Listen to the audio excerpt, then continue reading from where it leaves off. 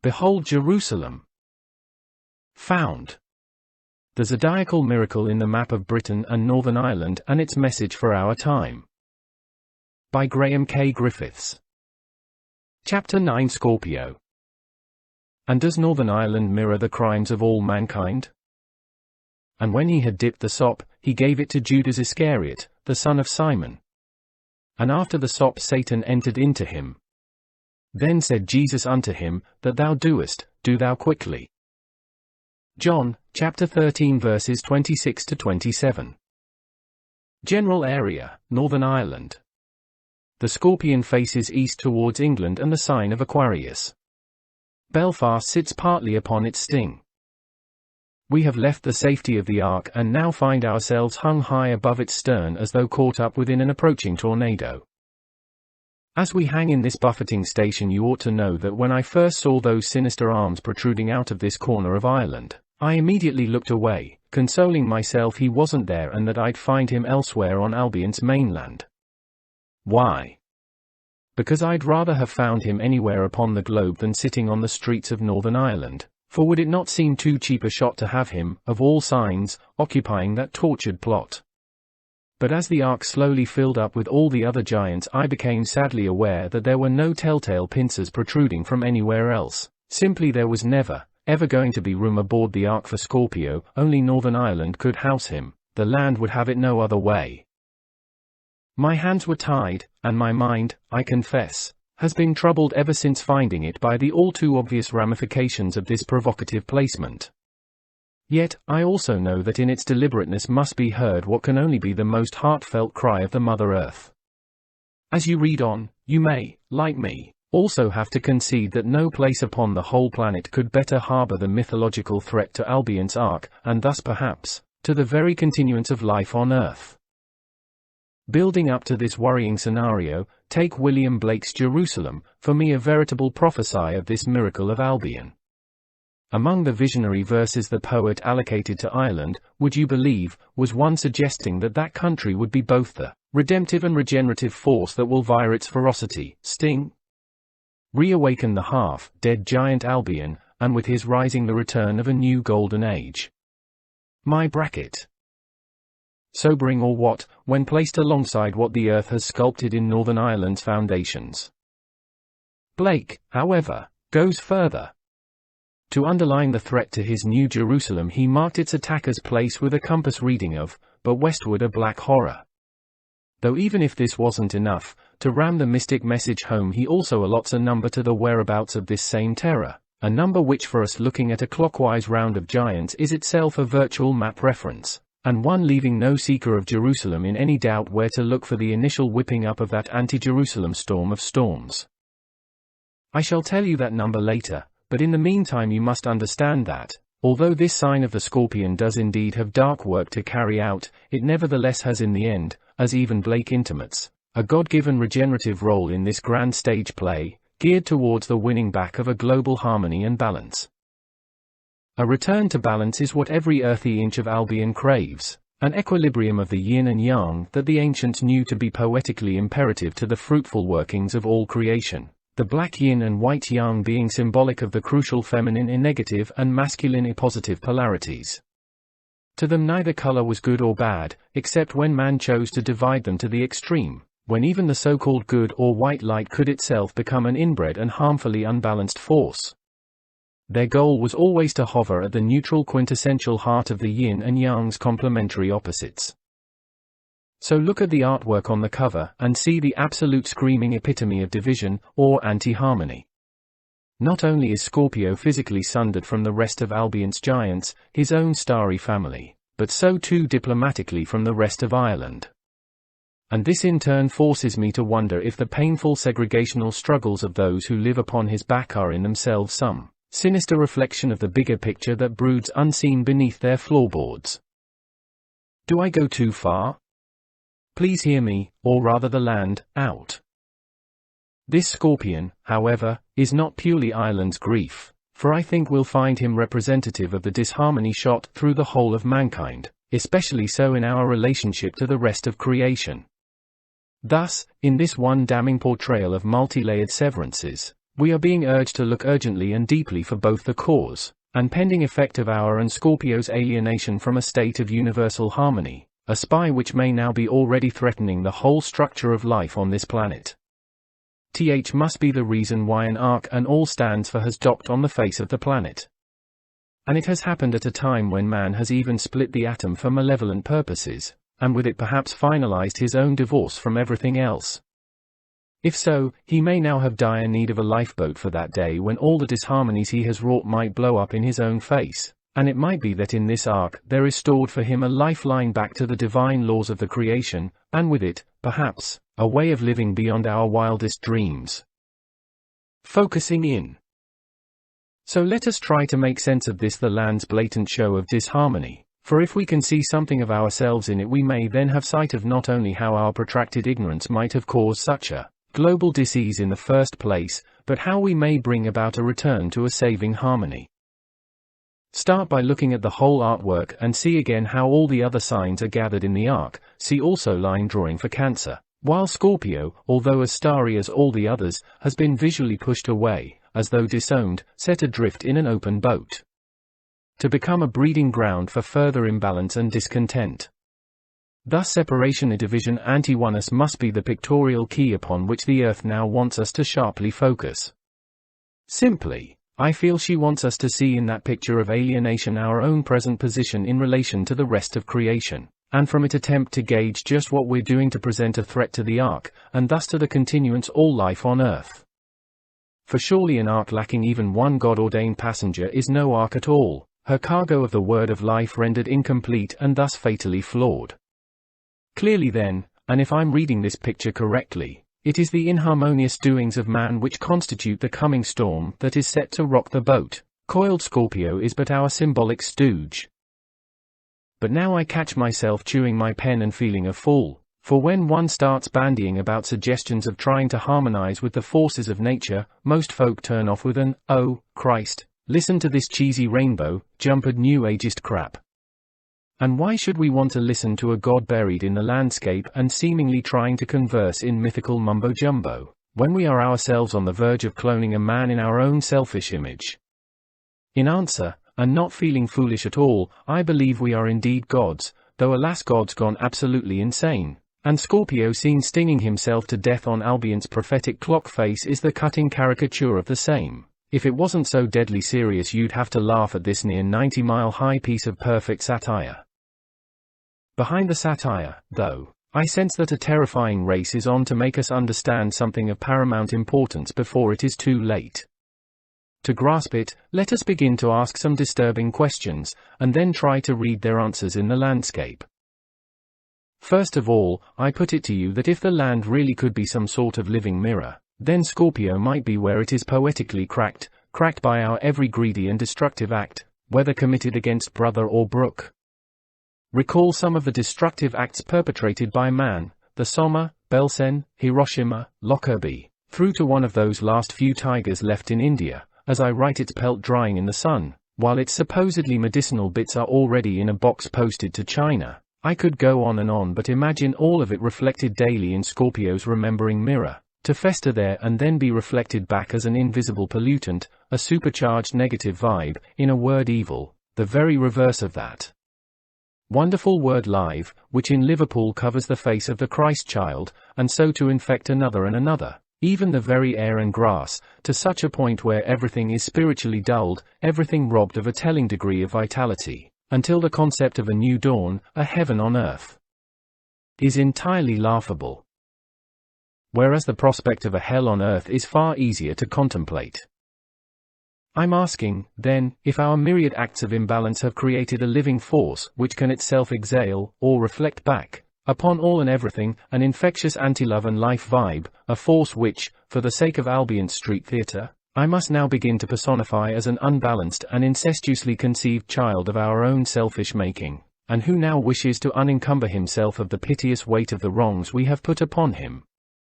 So don't blame him as he steps out of that ghastly scorpionic mirror, wishing to hurl it all back in our ignorant faces.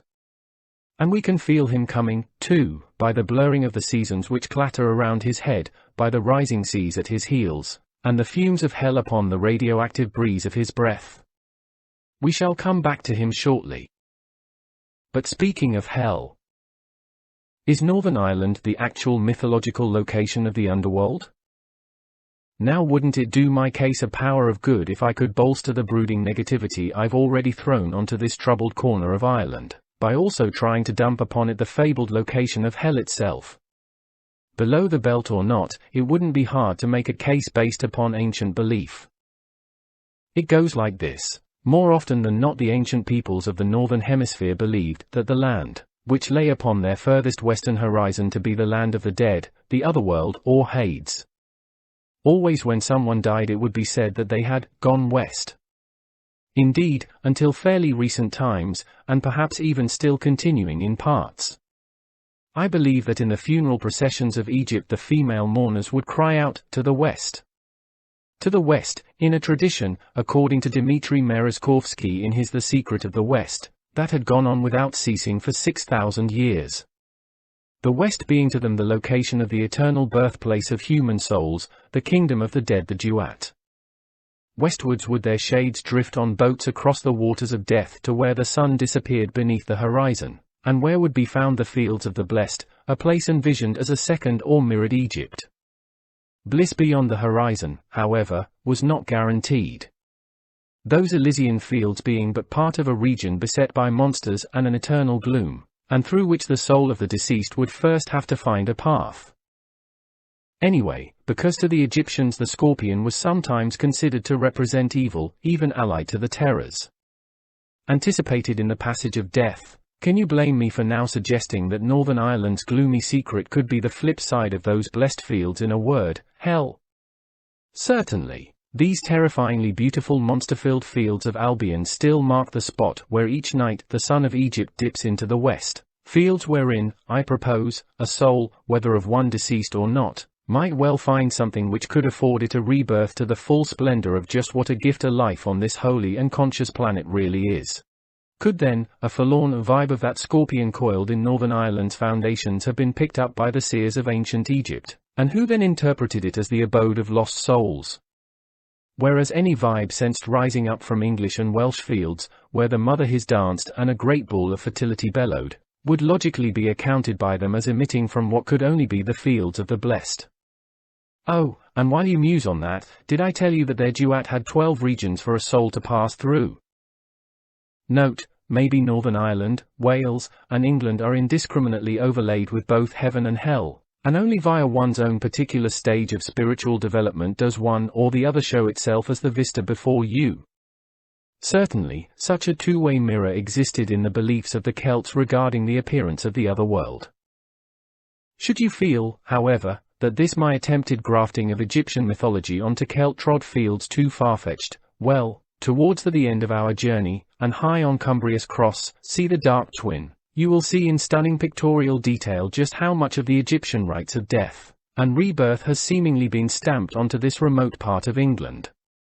Though if you're more into the zodiac and can't quite accept my associating Scorpio with any land of the dead, then accept the following from astrologers Ariel Gutman and Kenneth Johnson, and taken from their book Mythic Astrology: Archetypal Powers in the Horoscope.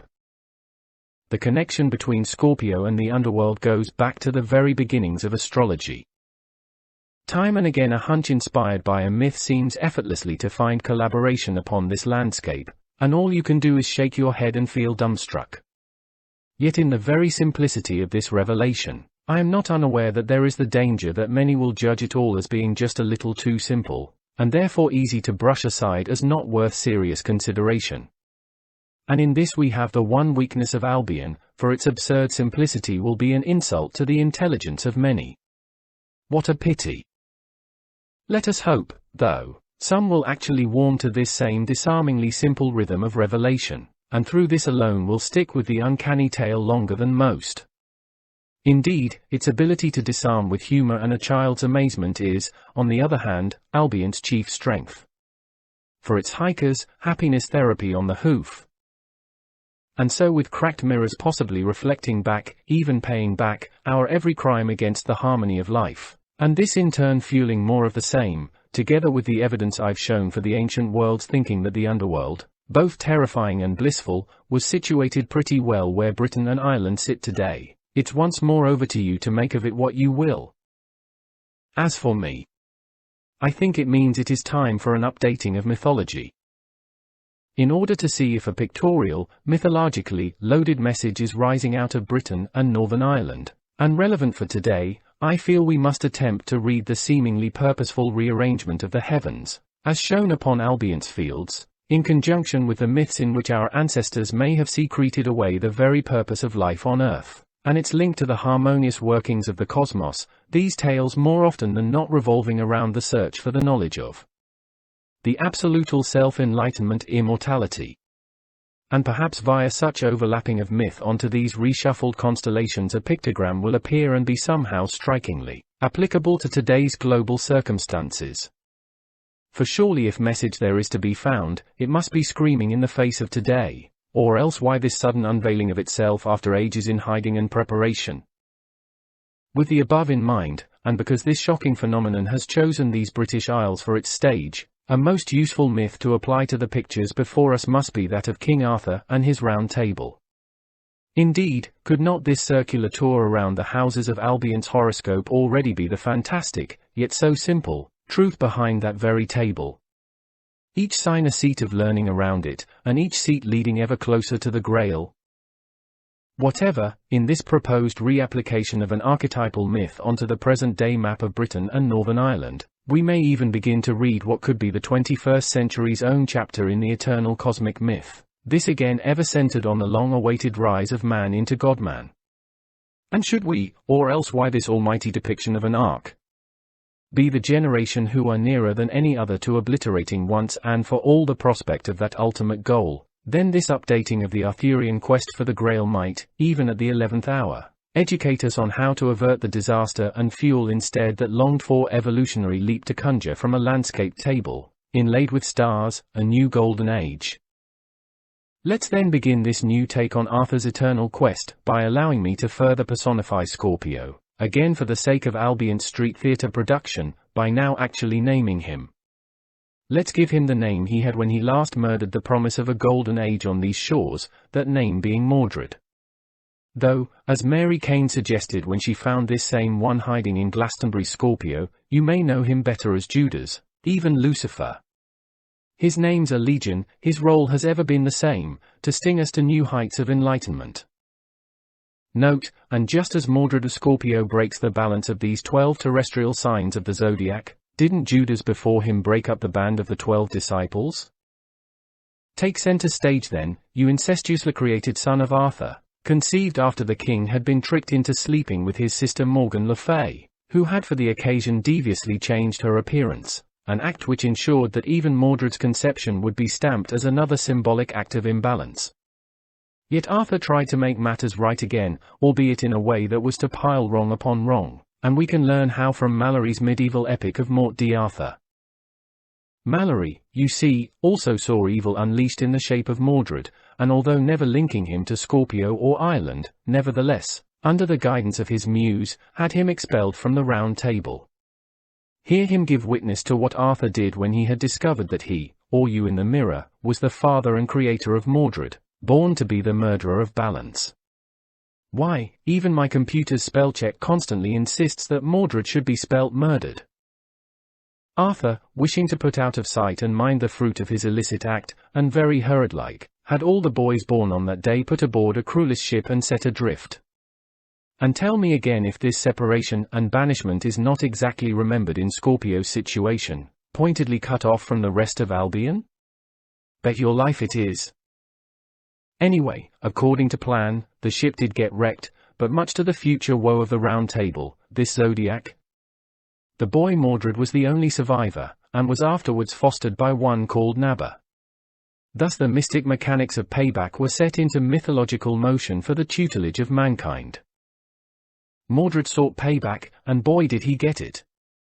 One vengeful blow to his father's skull sank Arthur's own ship, this Ark of Albion, deep beneath memory, and with her his starry Round Table upon which was laid out the foundations for a livable heaven on earth, all sunk into the realms of tacky Hollywood adaptations.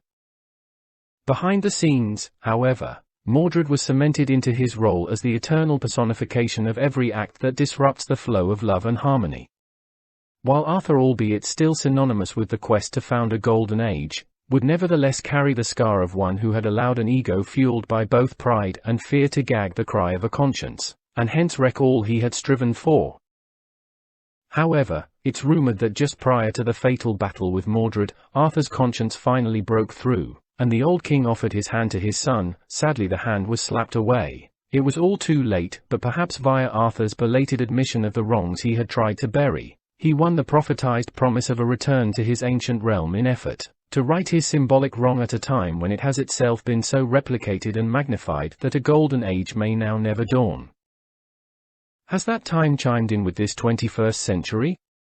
For look what has resurfaced off the coast of mainland Europe, his mystic ship, again Sea Cancer, and its cargo of the Round Table, risen once more out of the depths of our forgetfulness, inviting the open-minded knights of this time to unplug their laptops, and to instead log their intuitions onto this pictorial sign language in a last-minute attempt to unravel the antidote to a scorpion sting, perhaps to be found in a sip from the Grail cup. A cup, incidentally, which Arthur's own lips never touched. Who am I kidding though?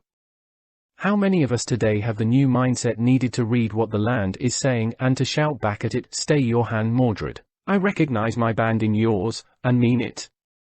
Can we really overlay the essence of this recurring universal myth upon our present lives and times and finally get the bloody picture? Or do we just shout bullshit to the whole nonsensical notion?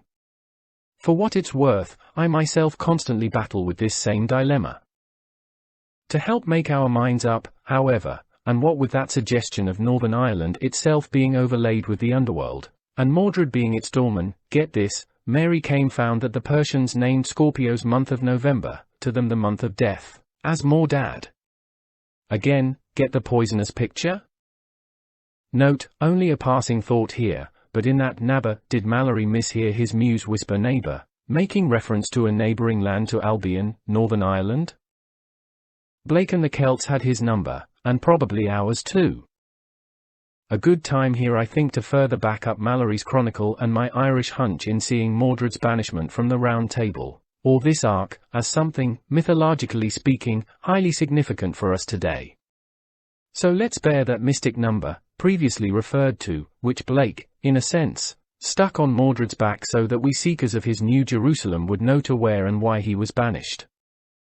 We have already heard him mark Ireland as Albion's probable bitter medicine, but hear him now locate its numerical threat as the 9th who remained on the outside of the 8 exactly. Scorpio is indeed allotted the station, if you count the Griffin as part and parcel of Gemini, upon the face of this purposefully out-of-sequence star clock, and Lys or the outside of the first 8 giants. Certainly, the Celts would have had no quibble with the latter-day bard for citing that 9th station as one of intimated banishment, as they too, according to Caitlin and John Matthews in their Encyclopedia of Celtic Wisdom, saw retirement beyond the 9th wave as the traditional point of exile from the land. Exile equals expulsion equals our chosen separation from the natural laws of harmony. It is interesting, too, that, in the mystery teachings, it was the number 9 which represented the number of man and of initiation, for the one who could pass through the 9 mysteries received the mark of the cross, the sign of his regeneration and freedom from the shackles of his own ignorance. On face value then, it seems that the 9th square on the gaming board is one stacked with expulsion and negativity. Although judging from the above, there's still a lingering chance of being stung into self-enlightenment, however painful, and of thus finding one's way back home. That said, gathered here in this 9th house of Albion, we must assume that that same number is painted on all our backs, because aren't we all in a sense so many self-styled Mordreds? In environmental terms alone, God only knows the ramifications of how we treat one another. Aren't we again all guilty to some extent of turning blind eyes to the imbalances we're aiding and abetting, from our daily adding to the pollution problem, to buying hardwood products without giving a toss as to whether they're made of trees from a sustainable forest or not? If so, even these socially permissible crimes may amount to us bringing a blade, Mordred-like, down upon the head of our Creator, and in our reluctance to fully engage in the bigger picture we underwrite our self-imposed exile from the arc of planet Earth, and thus to the laws which make all her life forms possible. And in this I'm as guilty as anyone. In mythic imagery, see the above wind chiseled out of Albion. CS number 9's abandoned from the Ark of Cosmic Harmony, hung in our contigivation severance and placement high above the rest of nature, and preparing to snip the last rope that links life to God. Then the Ark will sail back to the stars without us, except that is for the one returning sun, see him on the cover, nailed to its mast for absolutely nothing. But pity Mordred, for he too is tied to this our wheel of fate, and there are moments when he would, I'm sure, put down the ghastly weight of wrongs and ignorance which he carries on our behalf, and return from the banishment we have imposed upon him, and ourselves, to take up his rightful place in the starry cargo of the Ark. Until he does, we will not have heaven on earth, for again note that even the Ark herself must be unbalanced without him, and her list alarming. So from across the chasm of time and sundering grey waves he cries into the wind towards Albion's Ark and all of us, forgive me, forgive yourself, release me, release yourself, accept your ignorance and unburden us both, accept me as your creation and allow me to become the last piece of the puzzle which will perfectly picture a livable heaven on earth. The audience, however, do not reply, we all turn our heads away just like every giant, but one, in that Ark. For look at the cover just like us, none of them can bear to look upon the terrible scenario we have seemingly laid the groundwork for. Tellingly, only the Aquarian Phoenix sign for our time now, dares a look westwards. The stage is very definitely set. Rise now above the whole stage, let's take the highest vantage point possible, and look down upon how the end game of this new myth for today is already written. Kill the lights, except the one on Mordred. Quiet please. His piteous plea for mercy is then refused, and so he groans, and sinks that sting into his own back in a perfect portrayal of the consequences of our own severance from nature. In this macabre sideshow of Albion, Portadown takes that sting, while Belfast sits partially upon the bulbous poison sac from where the actual sting protrudes. My intuition suggests to me that each time that sting pierces his own back, somewhere in the ether is heard another baleful moan that is physically replicated by a crime somewhere in the world, from the cry of another mother for a son taken before his time, whether on the streets of Belfast or Birmingham, Alabama, to the whine of chainsaws taking out another shade of forest. It is all the same to Mordred, he is symbolic of all the world's ills, not just Ireland's. To the chime of our new astrological age of Aquarius, however, Mordred's self-pity begins to ebb. He reverts to type. His eyes become focused slits as he shifts his attention across the sea to Britain for the first stirrings of life from where that chime has sounded, the very same Phoenix ground where he last let Arthur and another golden age for deal. Indeed, I think it no accident that, on Albion, Scorpio and Aquarius have been set provocatively side by side, 5 minutes between them. And 5 more minutes past these, the Christ is hung at midnight. And tell me, as Mordred prepares to strike, has not Northern Ireland already been, for years, a political thorn and sting in Britain's side?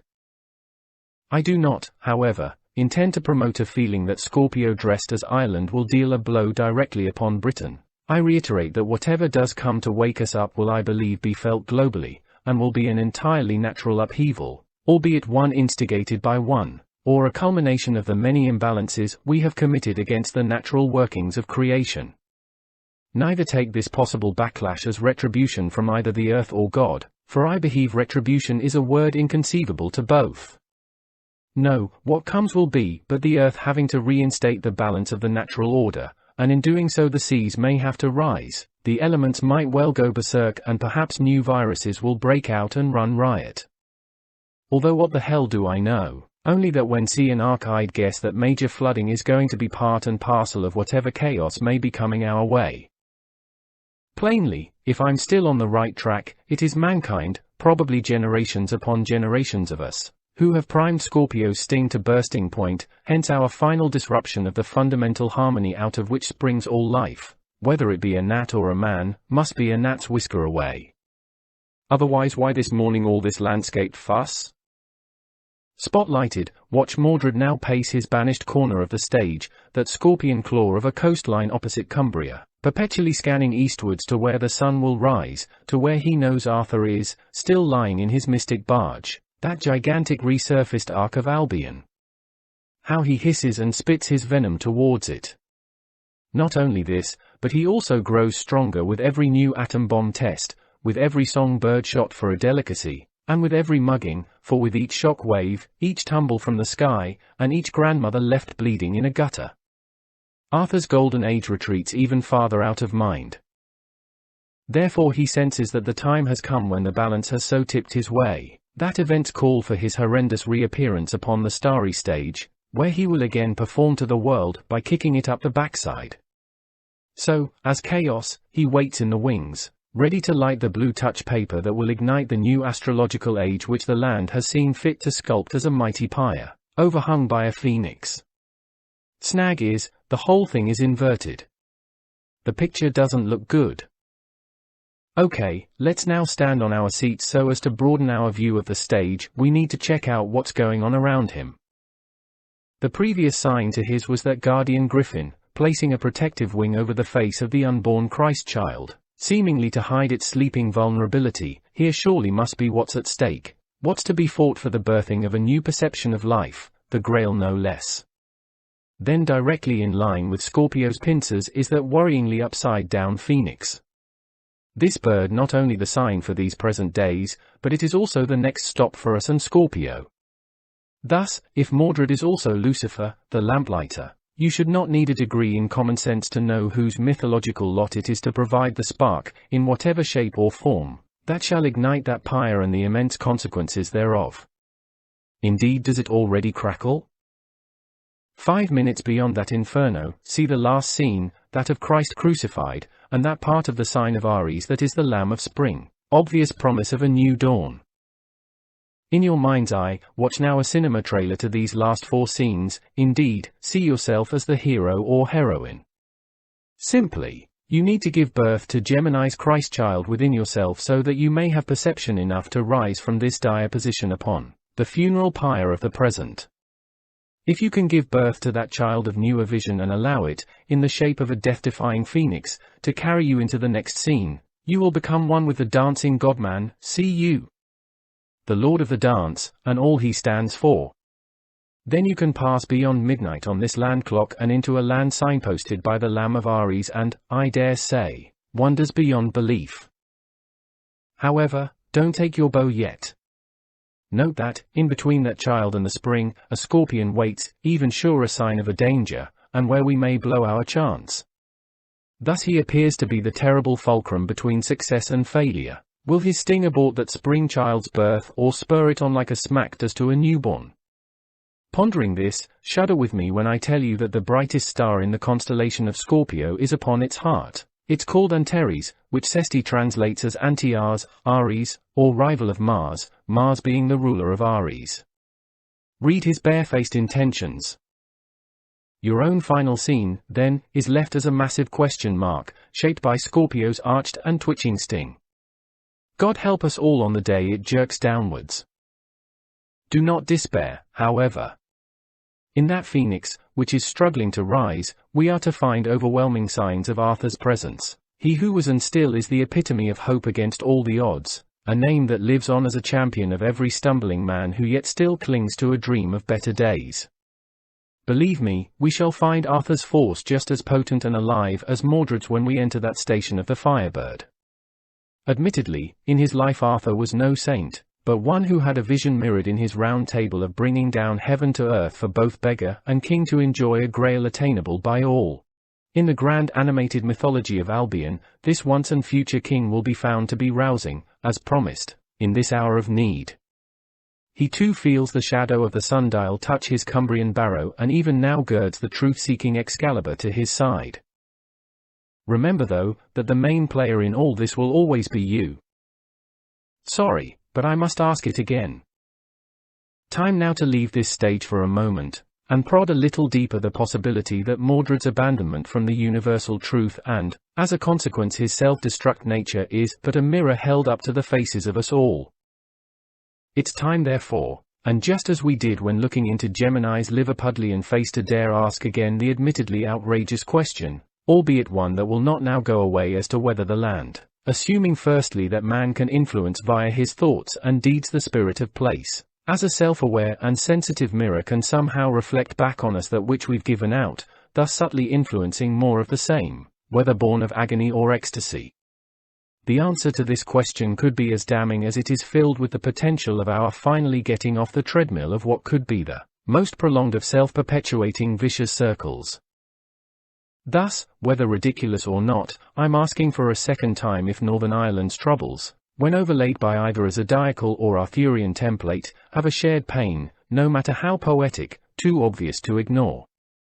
Bluntly, has Scorpio's and Mordred's own wretched, yet natural enough, yearning to rejoin the rest of Albion's family of earthly constellations aboard the Ark, to be a seat again at the round table, somehow seeped into the hearts of those folk who live upon his back, thus making its own need seem like their very own or, indeed, vice versa? Again I balk at the suggestion, and very nearly chicken out of voicing it, for I do not intend in any way to trivialize the very real suffering of the people who live there. But that said, even if there is not one jot of direct interplay between the spirit of the place and those who live within it, you must, like me, still stand aghast at this all too obvious pairing of basic plights, Scorpio physically separated from the rest of the zodiac, while at the same time, the people who live upon it are themselves segregated into opposing factions, some of them as desperate as Scorpio to be part of what lies across the waves, while others are just as desperate not to be. These while the two defining faces of Mordred. As balmy as all this must sound to a modern mind, it is not, however, an original theory. No matter how soapy astrological forecasts have cheapened that art, remind yourself that astrology has always claimed that men dance their lives, in part, to the rhythm of the stars, joyfully pirouetting or painfully tumbling as a direct consequence of those celestial influences. So what now, with the added weight of Albion's terrestrial constellations rising up beneath our feet, and radiating these same undreamt of forces upwards through the entire crust of the world? The influence of the stars, or perhaps more to the point, our influence on them, is suddenly found to be of double strength and a lot nearer home to boot. You gotta be joking? So what are you telling us, that we're all just the damned puppets of these constellations, being pushed and pulled this way and that at the whim of one zodiacal puppeteer or another? And so great is their influence that the majority of those folk of Northern Ireland will never find rest because of what lurks under their beds, while everyone born upon the Isle of Wight is a born peace broker. Are they all fishmongers on Pisces or aquarium enthusiasts? And that poor lot who have the misfortune to inhabit Virgo, do they have to battle daily with an inner urge of wanting to dance in the nude at the drop of a hat, some life? Of course I'm not saying that, although who couldn't wonder at the entertainment value of in some of those Welsh valleys if it were true? No, what I'm saying is that neither I, nor anyone else for that matter, really knows diddly squat about the hidden forces of the universe. For my own part, I am but craning my head out into a vast lacuna of uncharted thought and asking questions that may, or may not, echo back with accurate replies from off this incredible landscape. What I can confidently echo, however, is a centuries-old warning of the wise of many cultures. Namely, if we do not live in harmony with these awesome forces, the self-perpetuating ills of imbalance might always dog our lives. Misuse, or be ignorant of that force, and we may well become its puppets, but if we acknowledge it as an awareness permeating everything and attempt to use it harmoniously, the most creative tool ever may be put into our hands. I believe this force aches to be just this, and Albion is its spectacular calling card. A theory laughably childish? Too naive a remedy for the world's ills? Maybe, but humor me for a moment more, once more muse as to what would happen if, say, we could suddenly all become gloriously innocent, 50 innocent, that we could sincerely acknowledge that this scorpionic influence is capable of percolating up through our lives, and paying back all we have inadvertently sent to it. Then, in the next breath, we offered it compassion, for Scorpio is not evil, but only a product of our own imbalance. Could we, by giving such simple credence to the impossible, begin to retune its imbalance, no longer fueling it with fear, separation, and destruction, but with harmony and peace? And would we allow that same force then to become a potent instrument for the creation of a heaven on earth? Indeed, perhaps just to give credence to its presence alone, as mapped out on the land, would go halfway towards healing our joint wounds and stop the backlash influences we may have set into motion. Again, I just don't know, I'm way out of my depth, and have to confess I have been ever since I began this journey. What I do know is that for most of us to even begin to acknowledge the shape that is squatting upon Northern Ireland will be intellectually painful, though such pain may well be part and parcel of Scorpio's transformational sting. Sometimes the truth can hurt like hell. However, if we can swallow our pride and meet head-on these strange challenges of Albion, perhaps we could eventually draw out that sting on both the physical and spiritual planes, and allow the unknown to become the familiar and thereafter marvelously user-friendly. Again, to try would cost nothing but a dent or two to our intellectual pride. Science on the other hand will tell you that Albion is a nonsense, and to read God into it is a one-way ticket back to becoming painted pagans worshipping tree and stone. In other words, savages. However, this pronouncement coming from a school that has created the most savage and disfiguring weapons of all time, and who now turns a greedy big business eye towards that building block of life, the gene, has me, without a second thought, gladly taking my chances with whatever has caused such to rise out of the face of this landscape. Defining the body. The front of the head stretches from Downpatrick in the south to Comer in the north and is shaped solely by Strangford Loch. The same loch also draws the inner line of his longest arm, his left, which folds in front of the head from Newtonards in the north, down to Ballaquintin Point on the pincer's tip. The outside of this arm is then completed by the Irish Sea all the way round and down into Belfast Loch. Belfast itself sits partly upon the bulbous sting. From Belfast take the M2 and M1 to Junction 9, joining the A3 to Portadown, the point at which the sting punctures its own back. Although to be absolutely accurate, the sting tip is marked precisely by Junction 2 of the M121. After Portadown go back northeast to pick up the M12 and M1 to Junction 10 on the side of Loch Nee. This then completes the whole sting. The circular shoreline of Loch Nee describes perfectly the inner curl and axis of its coiled tail. I feel the very eye of the tornado must be here. The coastline again draws the outward contour of the tail by the curve of the North Channel, Antrim coast, and Loch Foyle all the way to Londonderry. From Londonderry just follow the A5, N2 and A37 to get us to Dundalk, this giving us the western and southern outlines of the body. At Dundalk we go out into the Irish Sea, following the coast all the way round into Strangford Loch and round again to Downpatrick, thereby completing the right arm. Audley's Castle and Strangford tips its pincers. Its eyes may, I think, be Killaley for the right and Castle Espy, which I cannot help thinking should be renamed Castle I Spy, for the left. Now stand back and take a look at that arched and poison-bloated tail and marvel how all the major roads rotate around it like spokes in a wheel, though perhaps more accurately the joints in his armor-plated tail. I also wonder whether those famous mountains of Mourne echo mournfully to the sound of the underworld's lost souls.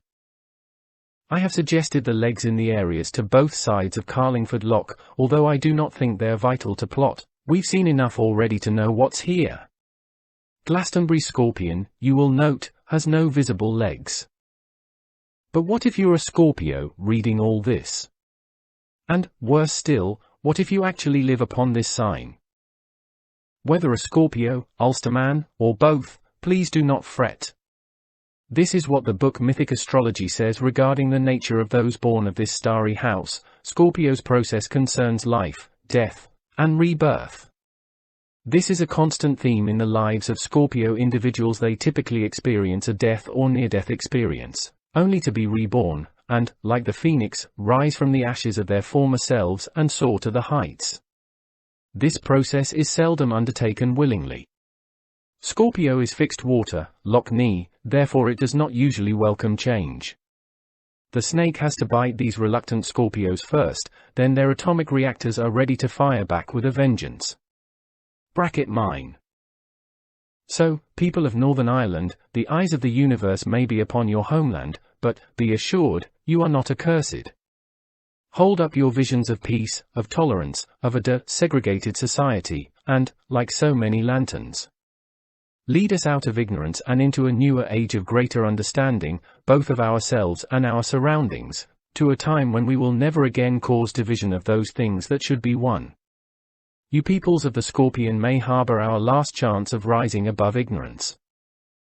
And let's face it, sometimes we all need a push. Arthur needed his Mordred so that his name could live on as a byword for the return of a golden age. Jesus, too, needed his betrayal by Judas to accelerate his own magnificent metamorphosis, and underwrite the promise of our own. The mythological wisdom embedded in Northern Ireland may prove another keynote in man's evolutionary climb, no matter how dark its initial appearance. Mary Cain, though, beats me to all these Mordred Judas of Scorpio tie-ups and of Lucifer rights, and Lucifer, though he be the very devil himself, is nonetheless the light bringer, as his name implies.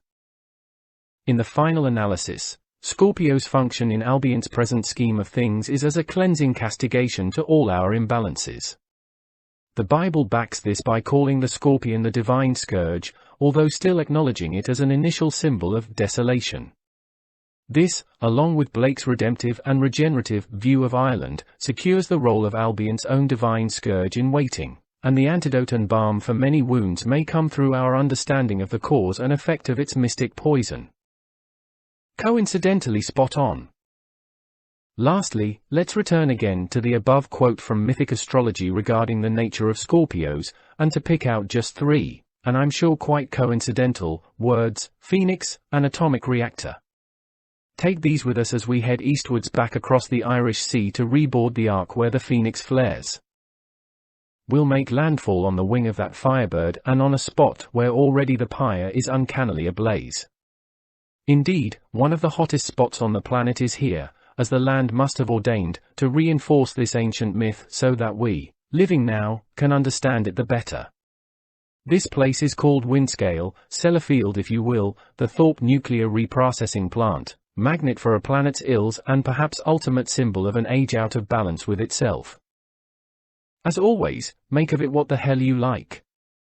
As you do, don't take your eyes off the stage. Watch again Mordred sensing the bleed off from the plutonium-rich wound of Albion's Aquarian phoenix, tasting its saltwater discharge along his Irish coast and knowing that mankind must be near the edge, one final push, that's all he needs. But he laughs. Because he knows we're pushing ourselves, we're melting the North and South poles, and we're on the verge of designing our own babies.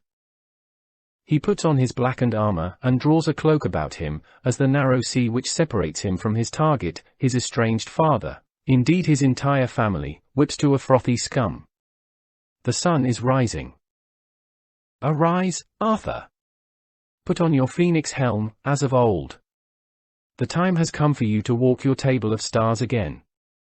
The stage is set, the players are gathered, the parts allocated, and the old myth rewritten for a new audience.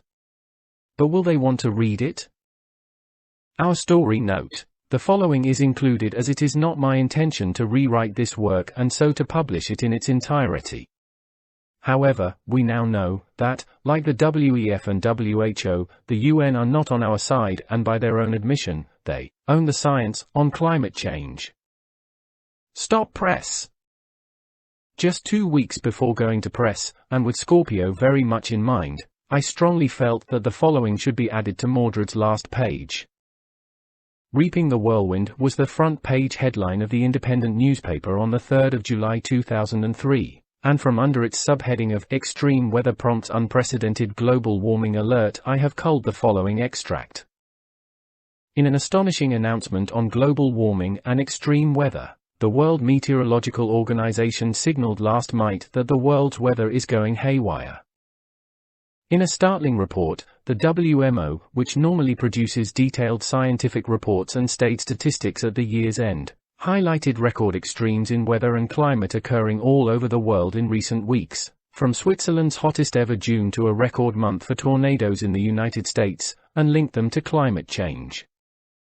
The unprecedented warning takes its force from the fact that it is not coming from Greenpeace or Friends of the Earth, but from an impeccably respected UN organization that not given to hyperbole, though environmentalists will seize on it to claim that the direst warnings of climate change are being borne out.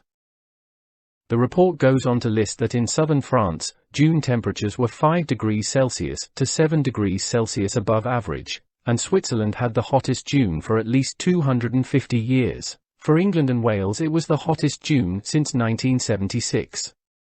Even India's pre-monsoon heatwave this year was 2 degrees Celsius to 5 degrees Celsius above the norm, and caused at least 1,400 deaths. Heavy rainfall in Sri Lanka claimed 300 lives and virtually wrecked the infrastructure and economy in the southwest of the country. China too is experiencing devastating flooding. In the United States, tornadoes have been rewriting the record books. In May there were 562, compared to the previous record of 399 for any month. 41 people died as a result. The WMO confirmed that recent scientific assessments indicate that, as the global temperatures continue to warm due to climate change, the number and intensity of extreme events might increase. The article concludes with, "The unstable world of climate change has long been a prediction. Now, the WMO says, it is a reality." Mordred himself concludes with, "I'm on my way."